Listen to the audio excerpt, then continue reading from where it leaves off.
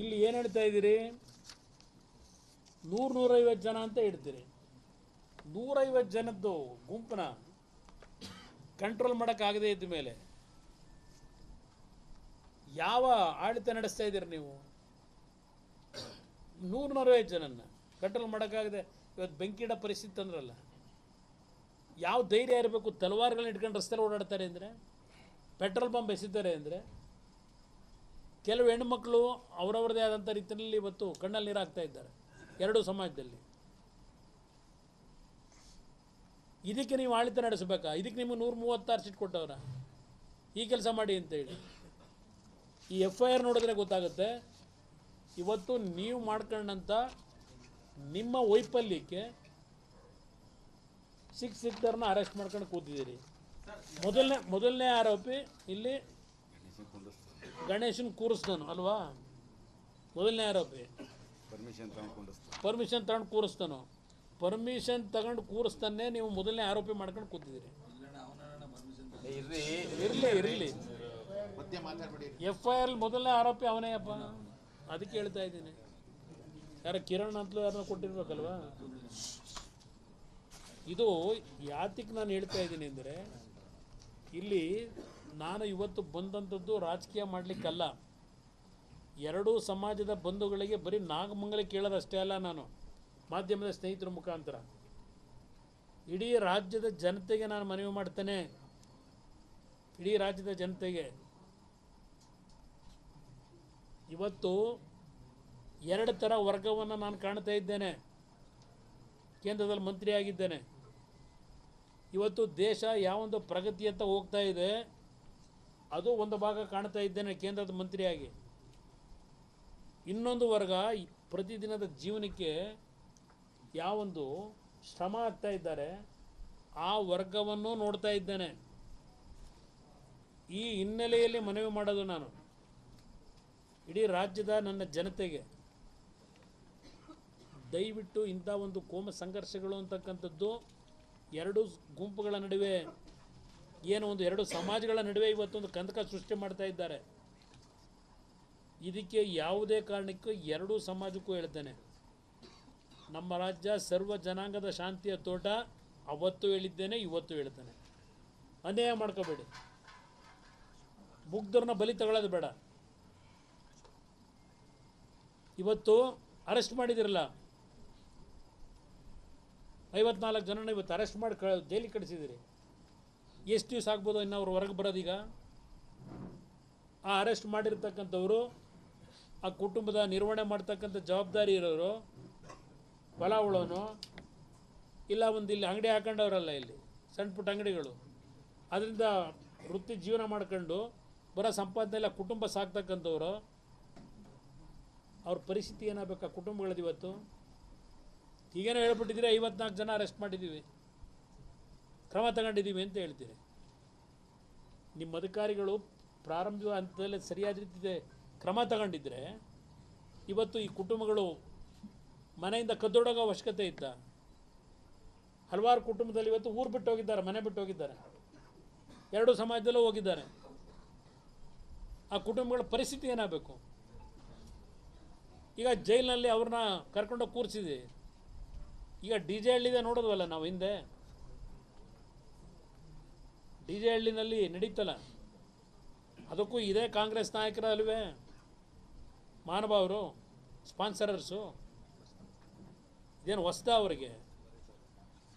DJ ಹಳ್ಳಿಲಿ ನಡೆದಿದ್ದು ಇದೇ ಕಾಂಗ್ರೆಸ್ ಸ್ಪಾನ್ಸರ್ ಪ್ರೋಗ್ರಾಮೇ ಅಲ್ವಾ? ಅವತ್ತು ಮುಸ್ಲಿಮಾನ್ ಸಮಾಜದವ್ರನ್ನ ತಗೊಂಡೋಗಿ ಜೈಲಾಗಿ ಇನ್ನೂ ಎಷ್ಟೋ ಜನ ಬಂದಿಲ್ಲ ಅವರಿಗೆ. ಎಷ್ಟು ವರ್ಷ ಆಯಿತು? ಅದಿಲ್ಲಿ ನಾಗಮಂಗಲದಲ್ಲೂ ಆಗಬೇಕಾ? ನಾನು ಅಧಿಕಾರಿಗಳಿಗೂ ಹೇಳ್ತಕ್ಕಂಥದ್ದು, ನಿಮ್ಮ ಸ್ಟೇಷನ್ನಲ್ಲಿ ಯಾರು ನಿಜವಾದಂಥ ಕಲ್ಪ್ರಿಟ್ಗಳಿದ್ದಾರೆ ನಿಮ್ಮ ಸ್ಟೇಷನಲ್ಲಿ ರೆಕಾರ್ಡ್ ಇರ್ತದೆ. ಅಫೆಂಡರ್ಸ್ ಏನಿದ್ದಾರೆ, ಸೀರೀಸ್ ಆಫ್ ಅಫೆಂಡರ್ಸು, ಅವ್ರ ಮಾಹಿತಿ ಸಂಪೂರ್ಣ ಇರ್ತದೆ. ಅಲ್ಲೆಲ್ಲ ವೀಡಿಯೋದಲ್ಲಿ ಅವ್ರ ಫೋಟೋ ನೋಡ್ಬಿಟ್ಟಿದ್ದೀವಿ, ಏನೋ ಒಂದು ಕೈಲಿ ಕಲ್ಲು ಹಿಡ್ಕೊಂಡಿದ್ದ ಅದಕ್ಕೆ ಅರೆಸ್ಟ್ ಮಾಡಿದ್ದೀವಿ ಅಂತಕ್ಕಂಥದ್ದು ಇದೆಯಾ ನಿಮ್ಮ ಹೇಳಿಕೆ? ಇವತ್ತು ಸಮಾಜ ಯಾವ ರೀತಿ ಇದೆ? ಯಾವುದೋ ಒಂದು ಗಲಭೆ ನಡೀತಾ ಇದ್ದರೆ ಯಾರ ಬತ್ತಾನೆ ಮಧ್ಯದಲ್ಲಿ ಹುಡುಗ ಪಾಪ 9 ಹೋಗ್ಬೇಡಿ. DJ ಹಳ್ಳಿಯಲ್ಲಿ ನಡೀತಲ್ಲ, ಯಾಕೆ ನಡೀತು? ನಾನು ನಮ್ಮ ಪೊಲೀಸ್ ಇಲಾಖೆ ಅಧಿಕಾರಿಗಳು ಹೇಳೋದು, ಇವತ್ತು ಅಲ್ಲ ಹೆಣ್ಮಗಳು ಹೇಳ್ತಾ ಇರುವ ಮುಸಲ್ಮಾನ್ ಸಮಾಜದ ಹೆಣ್ಮಗಳೇ ಮನೆಯಲ್ಲಿ ಊಟ ಮಾಡಿ ಮಲಗಿದ್ದಾರನ್ನ ಕರ್ಕೊಂಡು ಹೋಗೋರೆ ಅಂತ ಹೇಳಿ. ಇರಮ್ಮ ನಾನು ಅದನ್ನೇ ಪೊಲೀಸ್ ಅಧಿಕಾರಿಗಳಿಗೆ ಹೇಳಿರ್ತಕ್ಕಂಥದ್ದು, ಯಾರು ನಿಜವಾದ ಗಲಭೆಕೋರರಿದ್ದಾರೆ, ಯಾರು ಇಂಥ ಒಂದು ಕೆಲಸದಲ್ಲಿ ಪ್ರತಿನಿತ್ಯ ಪ್ರಚೋದನೆ ಮಾಡ್ತಕ್ಕಂಥವ್ರಿದ್ದಾರೆ ಅವ್ರ ಮೇಲೆ ಆ್ಯಕ್ಷನ್ ತಗೊಳ್ಳಿ. ಅದು ನನಗೆ ಗೊತ್ತಿಲ್ಲ, ಅವ್ರು ಹೇಳಬೇಕು. ಈಗ ಪ್ರತಿನಿತ್ಯ ನೀವೇ ತೋರಿಸ್ತೀರಿ ಮಾಧ್ಯಮಗಳಲ್ಲಿ ಕೆಲವರು ಮುಖ್ಯಮಂತ್ರಿ ಚೇರ್ ಖಾಲಿ ಇಲ್ಲ ಅಂತಾರೆ, ಕೆಲವರು ಈಗಾಗಲೇ ಮುಖ್ಯಮಂತ್ರಿ ಆಗಬೇಕು ಅಂತ 8 ಜನ ಕ್ಯೂನಲ್ಲಿ ನಿಂತಿದ್ದಾರೆ. ಅದರಲ್ಲಿ ಯಾರ್ಯಾರು ಏನೇನು ಮಾಡ್ತಾವ್ರೋ ಯಾರಿಗೆ ಗೊತ್ತು. ಅದಕ್ಕೆಲ್ಲ ಹೊರಗಡೆ ಸತ್ಯ ಅವ್ರು ತರಬೇಕು. ಯಾತಕ್ಕಿಂತ ಗಲಾಟೆ ಆಯ್ತು ಇಲ್ಲಿ ಅಂತೇಳಿ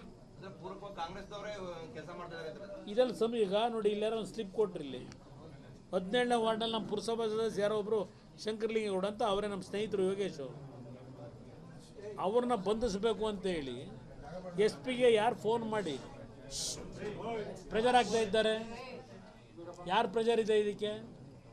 ಇಲ್ಲಿ ಚೀಟಿ ಕಳಿಸೋರು ಇಲ್ಲಿ ಈ ಘಟನೆ ಹಿನ್ನೆಲೆಯಲ್ಲಿ ಅರೆಸ್ಟ್ ಮಾಡಿ ಅಂತೇಳಿ ಪ್ರೆಜರ್ ಆಗ್ತಾವ್ರೆ ಅಂತೇಳಿ. ಅಲ್ಲ, ಅದಕ್ಕೆ ನಾನು ಹೇಳೋದು, ಈ ಥರ ಆದರೆ ಅಂದರೆ ಇದು ವ್ಯವಸ್ಥಿತವಾದಂಥ ಸಂಚೇತನೆ. ಒಂದ್ ಕಡೆ ಕೋಮುಗಲಭೆ ಸೃಷ್ಟಿ ಮಾಡುವಂಥದ್ದು, ಒಂದ್ ಕಡೆ ಸರ್ಕಾರವನ್ನು ಅಸ್ಥಿರಗೊಳಿಸುವಂಥದ್ದು. ಯಾರಿದ್ದಾರೆ ಅಂತ ಅದು ಸರ್ಕಾರಕ್ಕೆ ಪೊಲೀಸ್ ಇಂಟೆಲಿಜೆನ್ಸ್ ಇಲ್ವಾ? ಪೊಲೀಸ್ ಇಲಾಖೆನಲ್ಲಿ ಇವತ್ತು ಈ ಗಲಾಟೆ ಈ ಥರ ನೆನ್ನೆ ಮೊನ್ನೆ ಆಗಿದೆಯಲ್ಲ, ಅವ್ರಿಗೆ ಗೊತ್ತಿಲ್ವಾ? ಅವರಿಗೆ ಹಿಂದೆನೂ ಇದೇ ರೀತಿ ಆಗಿದೆ, ಸಣ್ಣ ಘಟನೆ. ಅವತ್ತು ಮುಂಜಾಗ್ರತಾ ಕ್ರಮ ಯಾರು ತಗೋಬೇಕಿಲ್ಲಿ?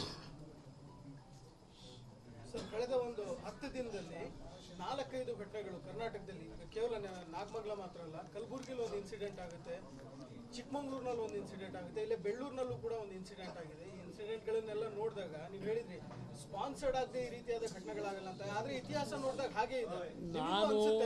ನಾನು ನಾಡಿನ ಜನತೆಗೆ, ಎರಡೂ ಕೋಮಿನ ಜನತೆಗೂ ಮನವಿ ಮಾಡ್ತಾ ಇದ್ದೇನೆ. ಅದಕ್ಕೋಸ್ಕರಲೇ ನಿಮ್ಮ ಬದುಕೇನಿದೆ, ಬದುಕಿನ ಕಡೆ ನಿಮ್ಮ ಶ್ರಮ ಇರಬೇಕು. ಯಾರೋ ನಿಮ್ಮನ್ನು ದಾರಿ ತಪ್ಪಿಸ್ತಕ್ಕಂಥದ್ದು ಇದೆಯಲ್ಲ, ಅದಕ್ಕೆ ಬಲಿಯಾಗಬೇಡಿ. ಕೈ ಜೋಡಿಸಿ ಮನವಿ ಮಾಡ್ತಾನೆ. ಇಲ್ಲಿ ಬಂದಿರತಕ್ಕಂಥದ್ದು ಯಾರನ್ನೋ ಇಕ್ಕಟ್ಟಿಗೆ ಸಿಗಿಸ್ಬೇಕು, ರಾಜಕೀಯ ಮಾಡಬೇಕು ಅನ್ನೋದಕ್ಕೋಸ್ಕರ ಬಂದಿಲ್ಲ ಹೇಳ್ತಾ ಇಲ್ಲ. ಈ FIR ಕಾಪಿ ನೋಡಿದ ಮೇಲೆ ಅವರು ಯಾವ ರೀತಿ ಬಾಲಿಶವಾಗಿ ನಡ್ಕೊಂಡಿದ್ದಾರೆ ಈ ಸರ್ಕಾರ, ಇಷ್ಟಂಥ ಘಟನೆ ನಡೆದ ಮೇಲೂ ಅವ್ರು ಹಾಕಿರೋ FIR ಕಾಪಿ ಮೇಲೆ ನಾನು ಮಾತಾಡ್ತಾ ಇದ್ದೇನೆ. ನಾನು ಯಾವುದು ಊಹೆ ಮಾಡ್ಕೊಂಡು ಮಾತಾಡ್ತಾ ಇಲ್ಲ ಇಲ್ಲಿ.